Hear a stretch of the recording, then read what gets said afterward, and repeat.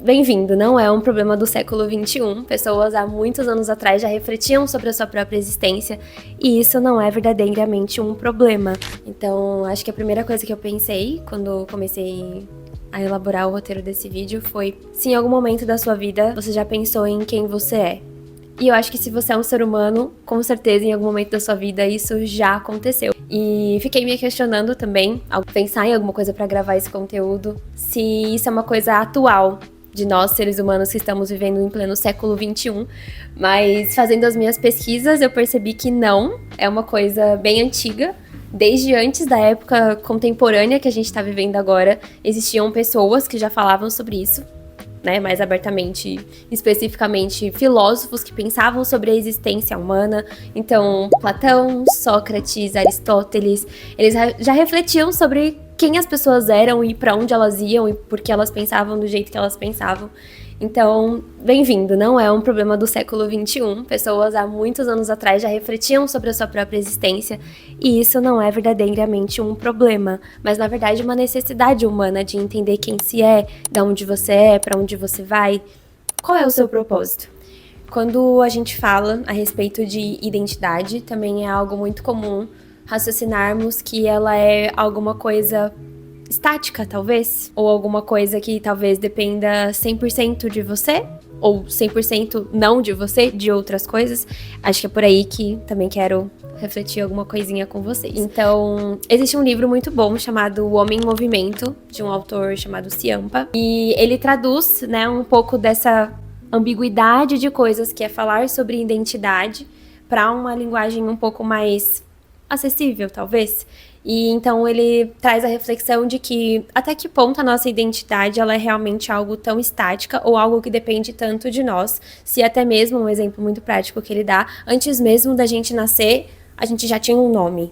Então, peraí, se antes mesmo da gente nascer a gente já tinha um nome pré-estabelecido, será que a nossa identidade é algo tão dependente de nós assim? Será que a gente quem constrói tudo aquilo que a gente vive de alguma maneira 100%? Será que tudo depende da gente? Acho que em algum momento da nossa vida a gente já refletiu o quanto o lugar onde a gente vive contribui para quem nós somos, os relacionamentos que nós temos com as pessoas que a gente convive no dia a dia contribui para quem nós somos, a família que nós temos, as pessoas que passeiam pelas coisas que a gente convive no dia a dia, seja trabalho, escola, faculdade ou até mesmo na rua, independentemente de onde você esteja. Aquelas pessoas estão, aqueles lugares, pessoas, estão contribuindo frequentemente com quem nós somos. Mas e aí? A gente tá entre a cruz e a espada, então, se não depende 100% da gente, mas de alguma maneira também depende da gente, o que a gente faz com isso? Quando a gente pensa em relação a quem nós somos, é muito comum que isso venha atrelado a nomes que geralmente se relacionam a caixinhas que a gente costuma ser colocado ao longo da vida. Então, alguma coisa baseada na sua inteligência, ou na sua dimensão corpórea, ou em alguma coisa que você faz, ou alguma coisa que você deixa de fazer no seu trabalho, na sua vida pessoal, na sua casa, com a sua família. Então, todas essas caixinhas que você coloca quem é o seu verdadeiro eu, também definem quem você é. E muitas vezes, quando você busca essa resposta dentro de você, são esses sons que vão ecoando de dentro para fora para dizer quem são essas várias personalidades que você formou ao longo da vida e que, no fundo, é verdadeiramente você. Mas a provocação, né, que eu quero trazer é realmente de onde vem essas figuras de eu que você vai construindo ao longo da sua vida. Vem de vozes de pessoas que, às vezes, atravessam você, alguma coisa positiva ou alguma coisa negativa de alguma maneira. Pessoas que nasceram onde você nasceu só podem ser de determinada forma. Pessoas que agem como você age só podem ser de determinada forma. O questionamento aqui não é piorar ainda mais a situação que muitas vezes pode ser difícil de ser relatada, né, em palavras sobre quem se é, mas é para provocar uma reflexão de será que o que você realmente acha que é você é quem você realmente é? Ou é a idealização que outras pessoas ou que outras caixinhas ou até mesmo estereótipos, como algumas pessoas costumam chamar, dizem sobre quem você realmente é? Bom, talvez a resposta não seja tão simples e eu certamente, mera mortal, mesmo que psicóloga, não estou aqui para te dar a resposta certa ou a resposta errada, mas para também de alguma maneira te guiar para um caminho que deixa as coisas um pouco mais claras e até mesmo mais simples. Mas de alguma maneira, o que a gente pode pensar sobre o que fazer com todas essas informações pode ser um caminho um pouco ambíguo, mas a gente sabe o que não pode ser feito. Muitas vezes a gente se perde com a quantidade de informações que a gente recebe das coisas, dos lugares, das pessoas, e isso faz com que a gente, de alguma maneira, se paralise. Em pleno século XXI, para jovens, né, da minha idade ou até mesmo um pouco mais velhas, se for você, no caso, que você tá me acompanhando aí agora, é muito comum que a gente se paralise com a quantidade de informações que nós temos. É muito comum, por exemplo, jovens de 19, 20, até uns 26, 27 anos refletirem muito sobre si mesmos, sobre carreira, sobre profissão, sobre propósito. E muitas vezes esse aumento de reflexão faz com que a pessoa não consiga gerir suas próprias emoções e não sair do lugar. E é ali que ela fica parada, imersa na quantidade de pensamentos que ela tem e ela não consegue sair daquele mergulho profundo onde ela mesma se coloca. Então, esse livro maravilhoso, que não tem nada a ver com psicologia, tá? Pra ser bem sincera, me fez ter uma reflexão muito interessante sobre como muitas vezes a gente não consegue gerir todas as informações que a gente recebe ao mesmo tempo e o quanto isso pode nos atrapalhar. Esses dois autores maravilhosos, Gary Keller e Jay Papasan? Não sei como fala esse nome, mas provavelmente deve ser algo assim. E eles discutem a respeito do quanto muitas vezes a gente acha que o ser humano, ele realmente consegue ser multitarefas. Ele fala que não conseguimos, que provavelmente quando você está fazendo duas coisas ou mais ao mesmo tempo, você provavelmente está diminuindo a sua atenção para alguma delas. Vamos dar um exemplo muito prático que a gente tem aqui no Brasil. É proibido dirigir mexendo no celular.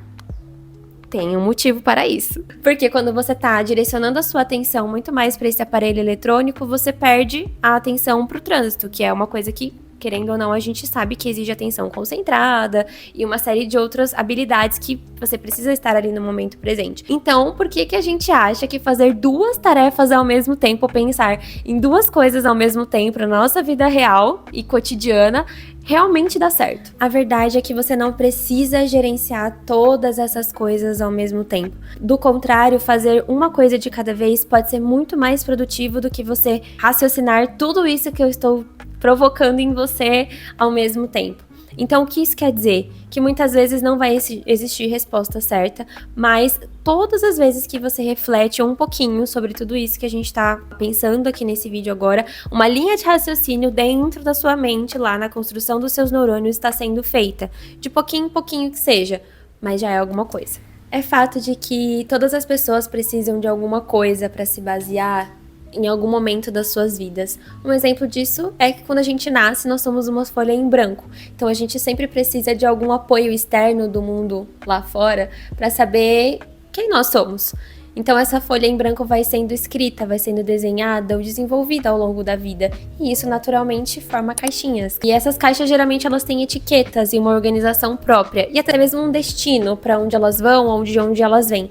E isso naturalmente forma alguns estereótipos, forma a maneira como você enxerga e como você interage com o mundo. Percebe que às vezes nem é tão ruim assim quanto parece? O que muitas vezes pode acontecer é em algum momento dessa experiência que você tá vivendo nesse mundo como ser humano, é você olhar pra dentro daquela caixinha e você não se identificar mais.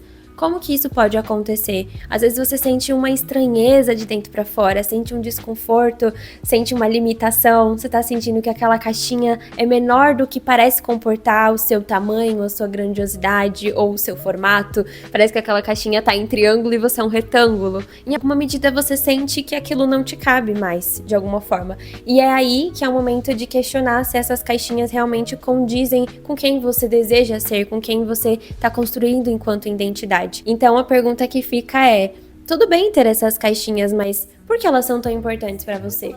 Uma coisa muito comum quando você percebe que você está dentro de alguma caixinha é você começar a se questionar: tá, se eu tô dentro de uma caixinha, será que as outras pessoas também estão? Será que a caixinha que eu tô é boa o suficiente para aquilo que eu desejo? Será que a caixinha do outro que tá do lado é melhor que a minha? E não, também não é uma coisa muito fora da curva e tem um nome para isso, né, de uma pesquisa que foi feita mais ou menos há uns 2 anos atrás. Isso também tem uma expressão, né, que se chama síndrome de FOMO. E essa síndrome nada mais é do que uma sensação de que você tá sempre perdendo alguma coisa, de que você é uma pessoa que tá sempre para trás de outras, por exemplo. E essa expressão, né, em inglês é fear of missing out e significa exatamente isso, a sensação de estar perdendo algo. E por que essa sensação, ela tá sempre muito presente nos nossos dias atuais, justamente porque tem essa movimentação de você comparar a sua realidade com a outra. Mas, de alguma medida ou em outra, a gente pode pensar que o extremo de você estar dentro de uma caixinha sem conseguir olhar para fora é ruim, mas você estar se comparando frequentemente com outras caixinhas o tempo todo também é algo ruim. No fim, o risco que a gente maior corra não seja necessariamente não saber quem nós somos, mas sim deixar que o mundo dite para nós o tempo todo o que nós vamos ser ou vamos deixar de ser, ou até mesmo o outro extremo, de nos fecharmos tanto a ponto de não conseguirmos trocar nem um pouquinho com esse mundo e deixar ele conversar com a nossa existência, ficarmos realmente presos dentro dessa caixinha. Talvez o caminho do autoconhecimento não seja uma estrada tão reta que você percorre com um mapa, mas muitas vezes você tem uma bússola. E essa bússola é o sentido que você dá para cada coisa que você vive, para cada coisa que você decide, para cada coisa que você escolhe. Mas no fim das contas, talvez também não seja sobre descobrir quem você é de uma vez por todas a qualquer custo, mas sobre se permitir ser em constante movimento e em constante construção. Eu sou a Gabriele, sou psicóloga e eu gosto muito de trazer conteúdos como esse que você viu aqui no vídeo. Então, se de alguma maneira você se identificou ou achou que pelo menos um pouquinho do que eu te falei fez sentido, curte esse vídeo pra gente continuar dando engajamento e também ser um motivador para continuar publicando aqui nesse canal. Aproveita também para seguir, né, o canal e nas redes sociais, que eu vou deixar aqui o arroba no vídeo. E acho que é isso. Até breve.